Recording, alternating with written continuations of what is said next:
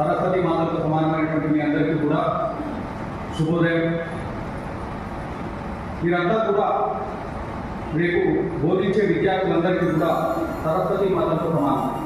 సరస్వతి మాత చిత్రపటాన్ని చూస్తే మనకు స్వచ్ఛత అనేటువంటిది గౌరవత్వంలో కూడా స్వచ్ఛత అనేటువంటిది కనిపిస్తుంది. చాలా నిర్మలంగా ఉంటుంది. సరస్వతి మాత ఎంత నిర్మలంగా ఉంటుందో రేపు మీరు కూడా అంత నిర్మలంగా కనిపించారు. ఎందుకంటే చిన్నపిల్లలు సహజత్వానికి నిర్మలత్వానికి ప్రతీక. వాళ్ళు అంటే మిమ్మల్ని చూడగానే ఒక పాజిటివ్ నెప్పి వాళ్ళు పొందగలగాలి.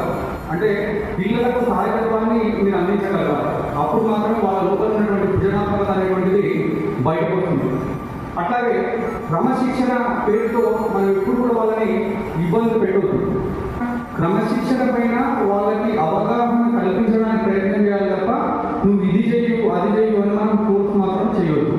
ఇది ఈ బోధనలో ముఖ్యమైనటువంటి సూత్రం. ఎందుకంటే క్రమశిక్షణ పేరుతో మనం ఎప్పుడైతే పిల్లవాడిని ఒత్తిడికి గురి చేస్తామో అప్పుడు అతని లోపల ఉన్నటువంటి సృజనాత్మకత అనేటువంటిది వెనుకకు నెగ్గలేయబడుతుంది.